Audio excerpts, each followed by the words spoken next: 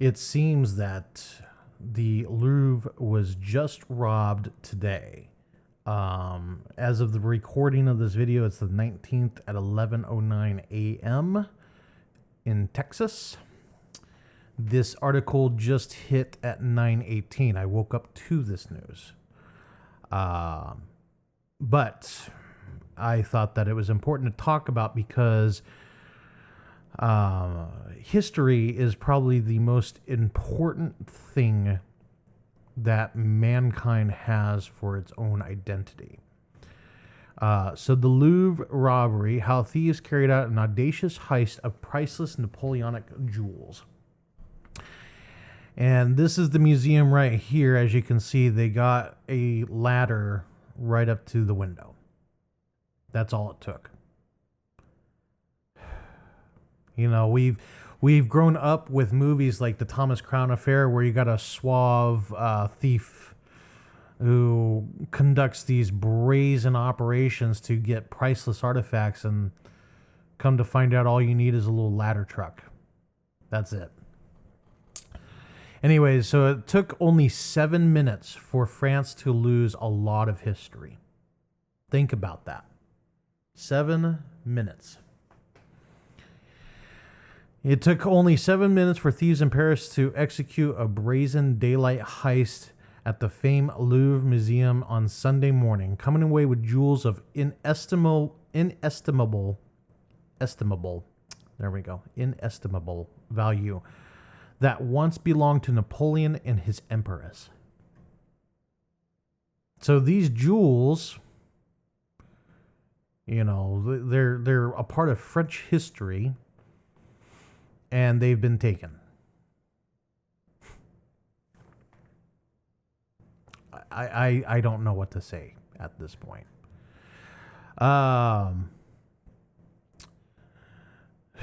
So the Louvre, as of right now, is closed. Nobody can get in. They're obviously investigating.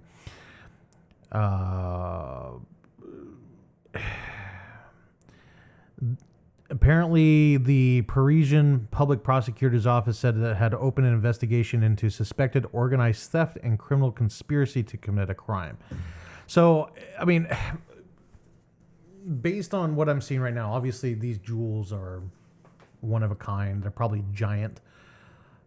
They're not going to be able to like go to a pawn shop and attempt to fence them there. But based on how brazen this was, I'm sorry. I'm a man who appreciates history, and any desecration of history anywhere in the world to me is borderline a war crime. And I know in some certain instances it actually is a war crime. It's just, you know, the reason why I wanted to talk about this specifically is we all know that France is having a serious national crisis with all the immigration stuff. I strongly suspect that the individuals involved in this theft, they were not, how do I want to say this? They're not associated with France. Let me put it that way. And I'm just reading this article for the first time. It's from the Times, or pardon me, it's Time Magazine. I stand corrected. This robbery at a symbol of French culture has shocked the country and dominated the news on Sunday. It drew a quick response from government ministers who arrived at the crime scene in the hours after. Of course it would. This is, you know, you're basically, it would be the equivalent of stealing the Mona Lisa. Like, that's how bad this is. Says that the robbery was a major, highly organized operation carried out by a team that had done scouting. I would imagine that's the case. I would imagine that. But this is interesting here. They told the Interior Minister, Laurent Nunez, he told French radio that the robbers utilized a disc cutter to slice through the panes in order to access the jewels. So they used a ladder and tools. My question is, I mean, I know it's a museum, okay, but like, it just seems like it was too easy in a way. You know, like I'm sorry. It's just, you know, okay, let's put it this way. I'm American, right? And one of the biggest items in United States history is the Declaration of Independence and the Constitution. And we do have legitimate copies in the National Archives and all that stuff. And they're behind, you know, like bulletproof glass and all that stuff. And I know that even in recent times, there have been instances where you find like a copy that's in like some barn somewhere in Gettysburg or something like that. It has happened, but you know, there have been multiple copies of the Declaration written and signed. It's not like, I mean, the one copy that we have, yeah, it's very important, and it's always important to have it, but you can't replicate these jewels. So why would they be so easily accessible? If it, you know, 7 minutes, that's, in the grand scheme of things, is not that long. You know, 7 minutes, it can seem like a long time, but it's not that long of a time.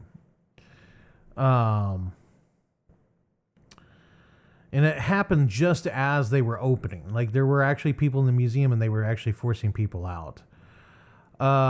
So it's Time magazine says, here's what we know about the robbery and how the thieves did it. So this is kind of the important part. This French paper, Le Parisien, reports that 4 thieves, masked and hooded, entered the museum via the Seine, which is the major river that flows through Paris. The Seine facing facade at 9:30 a.m. Construction work aided their heist, as a cherry picker allowed them to access the Apollo Gallery jewel room directly on the first floor, which is less than 300 yards away from the Mona Lisa. So 3 football fields. Photographs from the scene showed investigators focusing on the ladder. As you can see, that's the little ladder thing. The ladder is mounted onto a mechanized lift and touches the balcony on the upper floor of the museum. Authorities have been unable to confirm whether the ladder was present for construction work or was placed by the thieves. So there was another photo. That's what it looks like right there. So, you know, that's how easy it was for them. Apparently, it was just, you know, whoop, right there. And then they, let's see here. I was trying to figure out what's happening when I saw the museum staff going to that noise. When they did a turnaround, like, real quick, and they started running and saying, get out, evacuate. So the staff kind of knew what was happening as it was happening. So it wasn't like some, I mean, obviously they came prepared. You know, they had tools, they had a plan, which that's more than what most criminals do. A lot of crime is a crime of opportunity. You know, the opportunity presents itself. In fact, I'm kind of going through that myself. You know, it was a crime of opportunity. But this was obviously planned, but even then, you know, why was it so easy? Following a swift robbery, the thieves reportedly escaped on Yamaha T-Max scooters, which have a powerful 560cc engine, and headed in the direction of a nearby highway. So yeah, it was planned, which that's not good. It says here, the exact details of what was taken are not yet known, but local reporters suggest that 9 items were taken from the Apollo Gallery. It talks about the pieces and how they were owned by Emperor Napoleon, his nephew Napoleon III, their wives.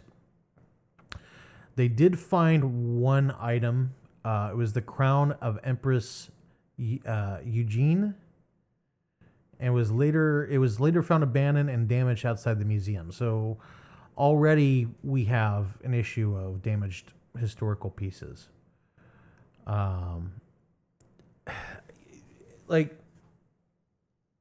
you can't go to a pawn shop and fence those items, and since it's the EU, there's no border checkpoints, so you can kind of leave the country and go somewhere else. I mean, obviously there's a conflict about 1,000 miles away where they can go and disappear to. They're saying it's organized crime. Well, I strongly suspect that it is organized, but not organized in the way we think. Like, I don't think it's like Russians that did this. I,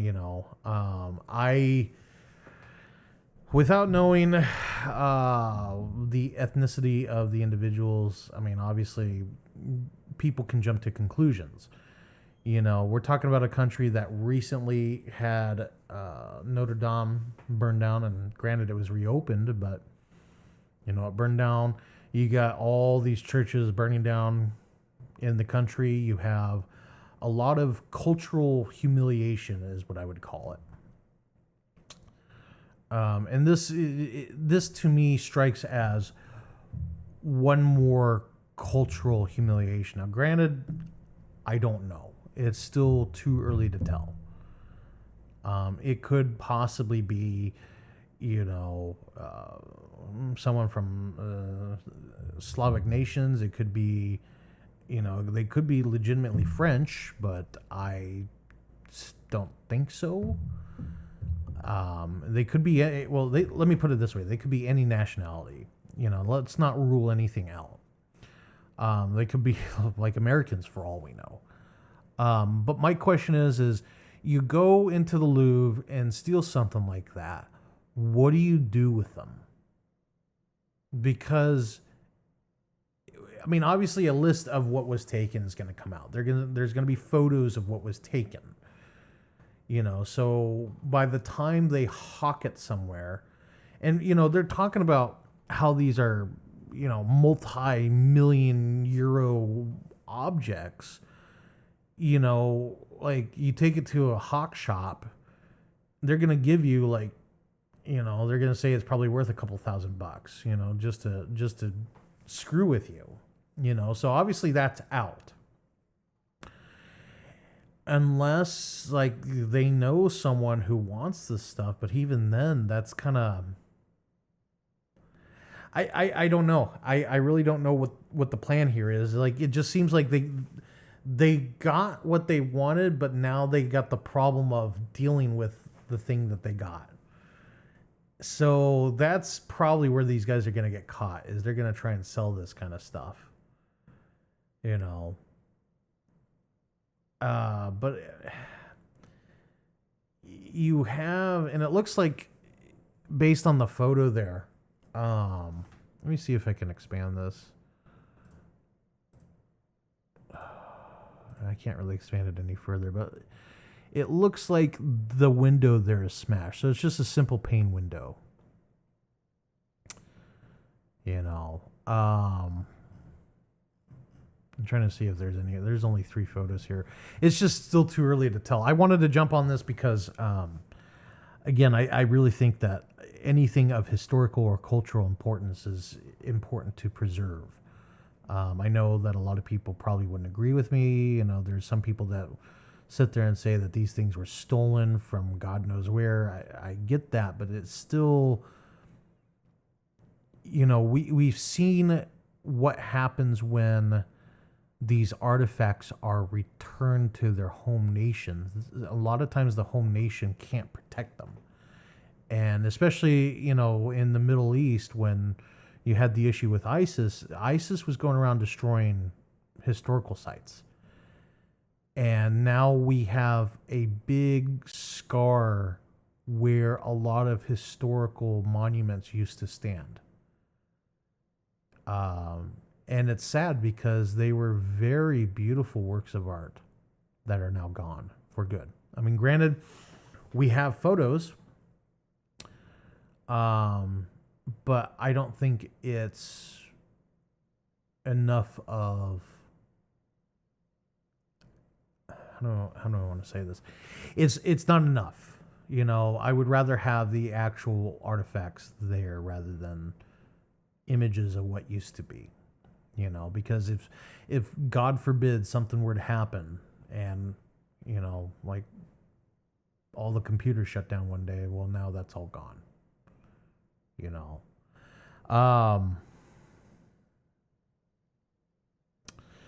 Let's see here. What else do I want to say? There was one more other thing I wanted to say. I hope the French people get these jewels back, you know, because I think that they've endured enough cultural humiliation within the past 10 years. But I think it's going to be years before they get it back. You know, they may arrest the people before they get the items back. And like I said, it may one day they wind up in some black auction somewhere, or, you know, whatever collector's gallery. I don't know. I don't know what the future is going to hold, but if this is where it's going, then we got a serious problem, you know. So, anyways, I'm going to go. I hope you enjoyed this quick video. This was kind of a special. But I saw the article today. I had to talk about it. That's how important I think it is. You know, people have probably died for these jewels in the past. And that's why I think it's important. It's important to preserve our history. One, because it's interesting and it's fascinating. Two, is in certain cases we don't want to ever repeat it. So, anyways, if you enjoyed this video, please like and subscribe, and I hope to see you in the next one. Have a good day.